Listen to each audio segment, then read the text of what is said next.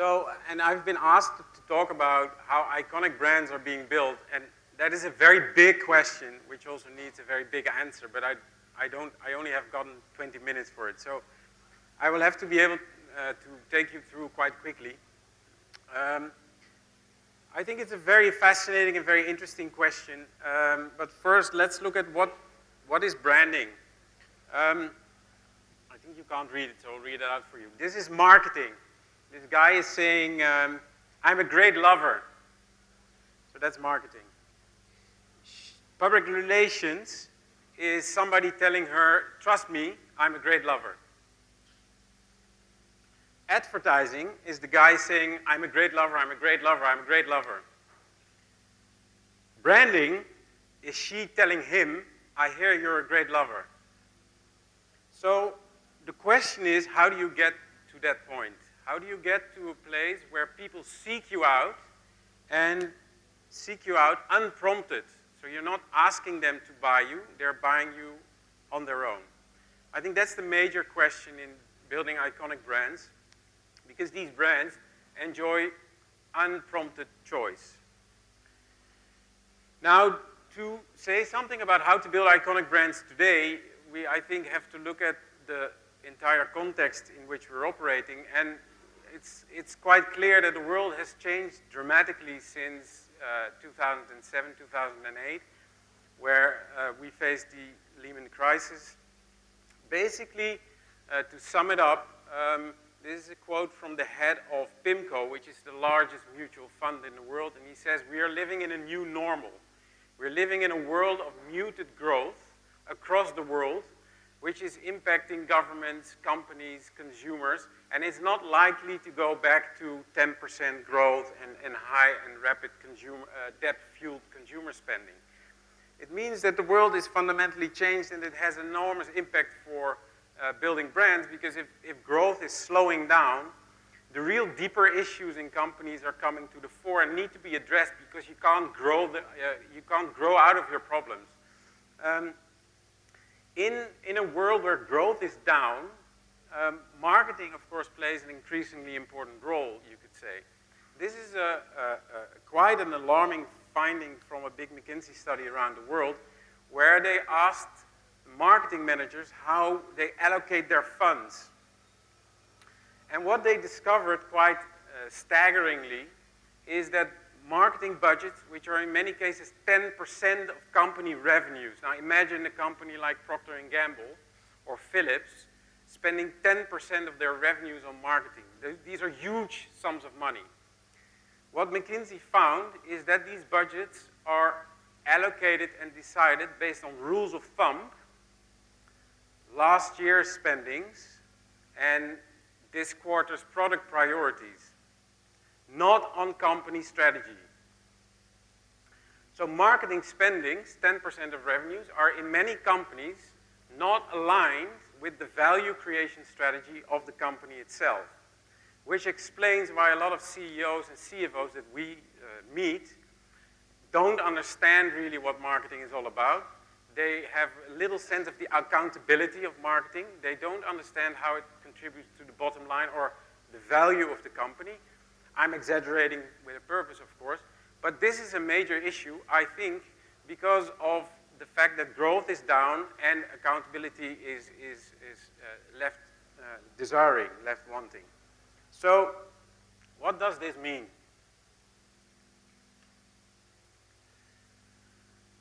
It means that if marketing is not aligned to value creation, maybe 10% of our budgets are maybe wasted.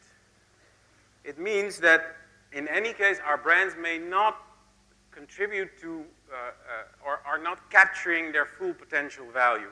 And with value, I mean it in a specific way. Now, we've worked over the years with a number of iconic brands, iconic companies. What we found that defines them, whether it's in India or in Europe or in the US, is that they seem to be believing that to create financial value, that financial value comes from pursuing human values.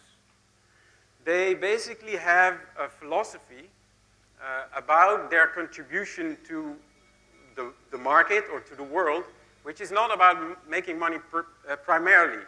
So they connect human value with financial value. And these are two concepts that are very far apart, but they somehow connect them. So with value, they mean literally the way analysts evaluate a company. So discounted cash flows, return on capital, risk, capital efficiency. They talk about these value in these terms. And human values, they talk about the contribution of the company to the world beyond making money. So by taking a philosophy about how they contribute to the market or to society, that is how they make money indirectly. Of course, they're hugely profitable, these iconic companies. This is a quote by Starbucks CEO, Howard Schultz, which I think is an iconic brand, that's at least in most of the West. I think it's becoming one in India. He says, only by doing business through the lens of humanity can an organization establish the crucial reservoir of trust with its people and its customers. And at Starbucks, we have to earn this trust every day. So he's deliberately talking about the human lens and the way the company contributes to society. I think we made a small overview of a number of iconic companies and CEOs. This is HP, you see Apple, Disney, Tata, Merck is a pharmaceuticals company from the US. And many of their founders and CEOs talk about the fundamental purpose of the company beyond making money. The HP guy says, many people assume wrongly that a company exists simply to make money. In our case, it's about what technology can do for society. So it sounds ideological, but in a way, it is very pragmatic and very business-oriented, because in a market-based society, supply and demand have to be each other's mirror opposites. You have to deliver, if you deliver a solution, that solution has to fit with a problem. Now, if you would say our purpose, our fundamental purpose is to make money, basically you're saying my customer exists to pay me, to give me money. But for what reason? That is a business plan that a few investors would fund. So to understand how they do this, how they convert values into value, we looked at a number of CEOs and their styles, and we found that some, like I think in your country, Ratan Tata, is very much, some are very much focused on the values part. So basically they spend a lot of attention and effort into defining the purpose of the company. Others, like Steve Jobs, most famously, are very much focused on finding new revenue models, new revenue streams, opening new markets. So they think very strategically and creatively about growing, Others are very much focused on execution. So Walt Disney is a prime example of this. He was meticulously focused on details in his parks and very execution-oriented. And some are very financially oriented. So like Jack Welch, for example. So it seems that there are at least four distinct styles of value creation in companies. And in most iconic brands, all of them are happening at the same time. Somebody like Steve Jobs or somebody like Howard Schultz are good at everything. Steve Jobs has, in many interviews, defined the purpose of Apple in very clear terms as helping people be more creative and use technology for human purposes, not the other way around. So in most iconic brands, leaders in these companies are able to string together each of these disciplines, and that is how they build iconic brands and basically convert values into value. So you can make a model out of this, and we've done that, and it's a simple template to analyze where a company is, how this flow is happening, is there a purpose, is it converted into strategy, is the execution strategic, is the execution and everything happening there captured in financial value, and all kinds of bottlenecks can be identified to sort of streamline this chain. Now, why is purpose so critical, and what criteria should it meet? Because it begins from defining that. Great brands usually have a very clear definition of purpose. Purpose is critical because it can give brands the ability to generate unprompted choice. People want to do business with a company like Tata or Apple or Starbucks because of what they stand for, because of what they represent, because of their practices, because they're excellent in every four of these areas. That's why people want to do business with them. So a purpose can align all stakeholders, employees, customers, partners, suppliers, investors even, communities, regulators. So that is why purpose is critical. Because of what you stand for, people seek you out and want to be associated with you. One example of a purpose, I think, which is very interesting, is Philips, which is actually a Dutch company from my country. Many people here in India may not know that it's not Indian. Their philosophy was very simply summarized in the line sense and simplicity, which may sound a little arcane, but if you think about it, sense and simplicity means it has to, that basically Philips is fighting nonsense and complexity. Now in consumer electronics there's a lot of that. If anyone has ever read a manual of a video recorder 10 years back, you know what I mean. So fighting nonsense and complexity in consumer electronics opens up a tremendous business opportunity of billions of dollars, because it means that you have a very clear focus about what you're doing, and it can align everything you do, the way you do it, what kind of people you hire, what kind of suppliers you want to work with.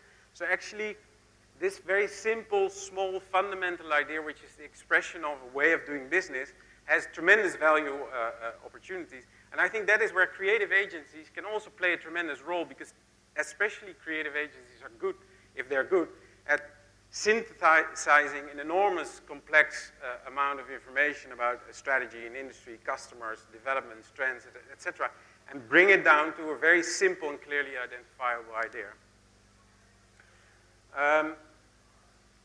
Now, to understand what are the criteria for defining a good purpose, I want to quickly take you through a number of findings from a neuroscience study that I did a couple of years ago. Neuroscience is, of course, the science of the brain. Brands are based in our memory, they reside in our memory, and they can influence our choices when we are in a buying situation. Now the question is, how do you get your brand inside people's minds in such a way that when they want to buy from your category, they select you? And what I found is that there are a number of very simple rules that define how memories are created and how they're retrieved. And to understand that, it's important to make a distinction between two types of choices. And this goes directly also to the heart of the entire digital discussion.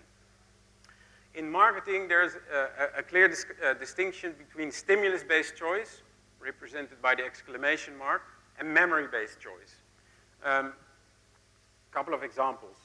A big pile of rice bags in the middle of a supermarket is stimulus-based choice. So you are confronted with the product and seduced to buy. What Amazon does with recommendations based on your search profile is also stimulus-based choice. They try to push you into a certain direction. This is a brilliant example from Korea. This is a metro station where this guy is taking pictures of a poster of basically supermarket shelves. And there are QR codes next to all the products. You can scan them with your smartphone, and you can go to the cash register. And when you're, let's say, if you do this in the morning, then in the evening, the groceries will be delivered to your home. So this is also stimulus-based choice. You're confronted with it, you see it, and you buy.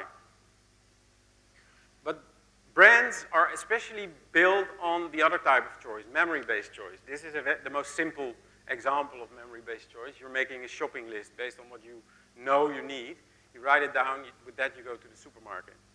Another example is you're in a train or waiting in an airport and you think, gosh, I wish I had an iPad. I'm going to buy one. Or, especially in Europe, Volvo had been telling us and educating us that Volvos are about safety, safety, safety, safety. So everybody who got a baby thought about Volvo. And young parents with young kids almost all of them drove Volvos. It's a memory-based choice. So to create stimulus-based choice, digital is brilliant. It's the best because you immediately can make a conversion from stimulus, communication, to sales. But it's not necessarily the way to build a brand because brands are in our memories and we have more with them than just a stimulus choice. So basically, stimulus-based choice is influencing all the senses: sound, sight, smell, etc. How to build memory-based choice? That's the big question. Basically, neuroscience opens an entire new field because we can look into the brain at the moment of decision-making and understand what happens and thereby think about what we can do to influence that process. And what I did is I reviewed about 500 articles, not about marketing, but written in magazines like Science and Nature, to understand how this process works, how memories are formed, and how they are retrieved, and how they influence our decisions. And basically what I found is that there are three key things that drive this process, and they're not rocket science. Actually, for marketeers, they're quite obvious. But the nice thing about this is that it's very, very scientific. There is a lot of evidence that this is how it works. Basically, what our brain is focused on getting reward. So it sees brands as a promise of reward, whether it's coffee or car or whatever. Repetition of the promise that the brand makes strengthens the connections in our brain. It's like repeating words in English or French. The connections become stronger. It the same works with brands. Brands that repeat their message over 40 or 30 years are deeply ingrained in our brains. That is why Coca-Cola. Coca-Cola has invested about $100 billion in happiness over the last 40 years. That is why it's iconic. And the last one is interaction, participation. So direct interaction with a brand or in a controlled environment by a brand is reinforcing the connections in our brain. And I want to give you a few examples of this. So if you translate this, reward, repetition, and interaction into marketing terms, what you get is distinct relevance, coherence, and participation. These are, let's say, based on neuroscience, the key sort of laws of branding. So if you want to convert a purpose into value, these are the filters that you have to go through. I want to give you a couple of examples and a brief explanation of why this works. Basically, making your promise, like Volvo is safety, or Coca-Cola is happiness, or Tata is integrity, means that there is an associative connection established between a need that I have, and a brand. So when I have this need, I think of that brand through this connection. What coherence does is that it makes this connection thicker. So by constantly repeating this, it means that the brand sort of lights up more brightly in our brain when we have this need. And it outshines all other brands. And what interaction does is it creates multiple connections from needs to our brand, which means that in different kinds of situations, our brand can be connected to needs and thereby evoked. And again, outshining other brands. So these three added together create a memory network in our minds, which is very, very strong and which will stay for quite a long time there. But it takes a lot of time and a lot of discipline to build it. And iconic brands have done this. So just a couple of examples of distinctive relevance. I would like to give you one small clip. It's made by Dove. You might have seen it sometime, but I think it's a wonderful expression of a philosophy underlying a brand, and you'll also see how it opens up an entire gambit of value creation opportunities. I hope the sound is working.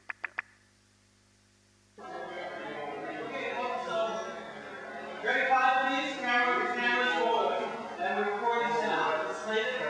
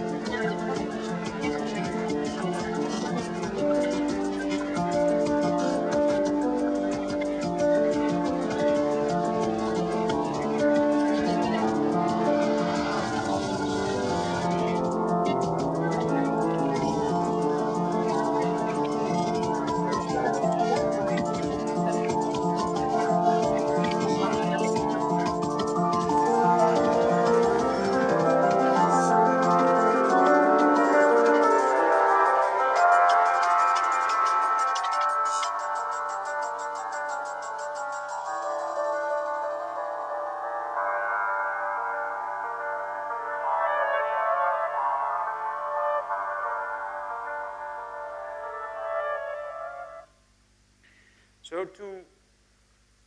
to position a brand as a solution to the self-esteem problems that many women face about their own, the way they look, which came out from research that they did across the world, I think is a fantastic thing because it clearly takes an enormous need, a very deep felt need, and converts it into a business opportunity. Now, you can be very cynical and say this is just marketing tricks. Maybe it is. But in some cases, there are brands who do this for a very long time, who really have a fundamental belief that they're about something. Nike is another example. And they just pursue that, and they build their entire strategy around it to deliver on it. All their products are aligned with that strategy. There is incredible discipline in converting a deeply believed-in proposition into value. And that is, I think, how iconic brands are built. This is an example of their campaign. What you need for this, basically, to come up with this idea is empathy. Rather than incredible amounts of marketing insight, you need simple interpretation. Brands are bought by people and they're created by people. And people are driven by their own self-interests, which you need to understand and you need to harness inside your company. Second is coherence. Basically, this is resting on a very simple principle that a Nobel Prize winner in medicine described as very simply, practice makes perfect, even in snails. His entire Nobel Prize winning research was based on how snails form memories. But it is found that it works in mammals and in humans as well. Repetition strengthens connections. So some brands are extremely good at this. Some brands are very bad at this. They don't have the discipline of a Disney or a company like Apple, which is extremely disciplined in everything they do is aligned with their strategy. Everybody talks about how a fantastic brand Apple is, but basically they have a brilliant strategy, which they stick with and never waver from. Economist is another simple example. They have run the same campaign for about 20 years, and it talks from a very simple proposition that by reading, we want to basically help our readers be more intelligent or more successful. Everything they do is focused on it. I think in India, a brand that's doing a pretty good job at this is Indigo. I think they have formulated some idea around flying should be enjoyable or fun, and their communication is quite consistent, the way they train their staff, the way they treat you, the entire online experience. I think they're doing an excellent job. I think this is actually one of the really, really good brands being built in India at the moment. Of course, Incredible India is also quite coherent, but if you look from the point of view of purpose, I think this is not really doing justice to, these are basically postcard images. I love them, it's beautiful, but I think India is much more, and India has a much bigger story to tell and a much deeper philosophy that I think is not being told at the moment in any of the brands, maybe except Tata. Vodafone is doing it in another way. Basically, they talk about everything, but they create coherence in visual, even though power to you is a very interesting concept as well. You could say that that is their philosophy. The question is whether they're really believing in it, whether they really consistently implement it in everything they do, except communication. I don't really know.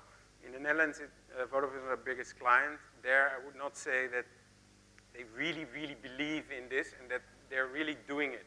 They're not coming up with products that really, give you a distinct feeling of power to you. Starbucks, I think, is a great company, but if you look at what they do, it's not just advertising or marketing, it's an entire strategy from their plant where they buy the coffee from, their own fields in some cases. So they really go to the roots, the growing practices. They help farmers grow the coffee. They have enormous science of how to make coffee, what kind of temperature, water temperature, pressure, what kind of milk, what is the fat content, etc. It's a science. They train their people in the procedures, the way they want to treat, how the Starbucks brand should treat their customers. The entire decoration of the stores is aligned with what they believe in as coffee, let's say a third place, as they called it, between home and work, where people can hang out and spend time. So, and it has resulted in them being able to educate clients into spending, let's say, 250 rupees on coffee instead of 25 rupees for basically the same product. Now, it can also go wrong. Starbucks made tremendous mistakes by being incoherent. When Howard Schultz left the company, a new management took over, which was very much focused on keeping the earnings and the expectations from Wall Street high. And they started cutting costs. They started cutting corners, basically. They started finding better ways to save money. They changed the packaging. They changed the coffee machines. They were just press-button machines. They changed the decoration in stores. So basically, the brand experience was hollowed out. And when Howard Schultz came back, he said the basic problem is the commoditization of the Starbucks brand, which has undermined our company. And in the end, it also, the share price went to the dogs as well. What is needed for coherence is basically the ability to delay gratification. You have to be willing to invest, like Coca-Cola has done, $100 billion for 40 years in order to establish an iconic brand, or Nike has done 25 years to build a brand of its stature. Apple, same story. Last one, participation. This is an interesting example from a Lego store in, I think in the US. For those not familiar, it's a kind of brick toy for children. It's very popular in the US and Europe. It's also in India now.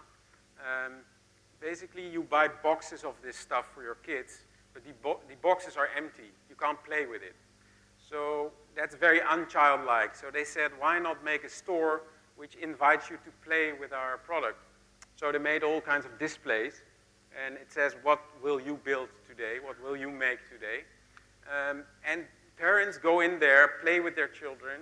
They have an experience which usually evokes a lot of memories from their own childhood, because almost all children in the West were raised with this product. So if you're an adult and you do this with your kids, you're sort of having a very meaningful interaction with your child, which goes far beyond what any advertising campaign can do, and you'll definitely walk out buying a product, and you'll have a deeper connection with that brand again. So that experience reinforces the entire experience. I think the most beautiful example of participation of the last couple of years, in my view, is Nike Plus. Nike Plus, they built an entire online platform for runners. Running, jogging, using their products is basically a very lonely experience. People dread it. So they teamed up with Apple, and Apple made a sensor which you can put in your shoe and is connected to your iPod. So when you walk, it counts your steps, thereby calculate your speed, because it calculates time. It calculates the calories you burned. So running becomes, in part, an online experience, because you can download training programs also by Lance Armstrong, he was then still famous, or other athletes who coach you in reaching certain goals and force you to run faster. Oh. Sorry. So when you come home and you sync your iPod, it draws a graph of your run. In some cases, you can set goals so you can get your monthly overview. So running becomes a completely different experience. It becomes an interactive experience. Very true to Nike's idea of that everybody is an athlete, and Nike is in the business of helping you beat yourself. You can download runs by runners around the world in a particular city. So I live in Delhi. Suppose I come to Mumbai, I would be able to download a track around the beach, for example, which other people have found very interesting for running 5 kilometers, for example. Or if you go to New York, same thing, or Amsterdam. So what is needed here to invoke participation is basically interactive creativity. Think about why people would want to interact with your brand, what would they get out of interaction, and thereby reinforce the mental position in your brain. Now, if you do this very properly, then you can at some point only do this. This is a bench in a park. It has the Nike swoosh, and it has only one word, run, and there's no seating. It's relevant, it's distinctive, it's coherent, and it's interactive. Very simple, very low cost, but I think a brilliant piece of brand reinforcement. So how are iconic brands built? In our view, in our experience, what we have seen, what we have done, where we have worked with companies like this, they have a very clear purpose, which goes beyond making money, and this purpose is distinctly relevant. It's enforcing coherence throughout the company. It evokes participation among all stakeholders. This philosophy is seamlessly translated into a strategy, new revenue streams, premium pricing, more cost efficiency, growth opportunities, white space opportunities. That is converted into very meticulous and very disciplined execution. And then the financial department understands how values can convert into values, and they're able to guide the company's strategy in order to extract the maximum value, to capture the potential value of the philosophy and convert it into financial terms. So the question is, how well are our brands doing this? Thank you.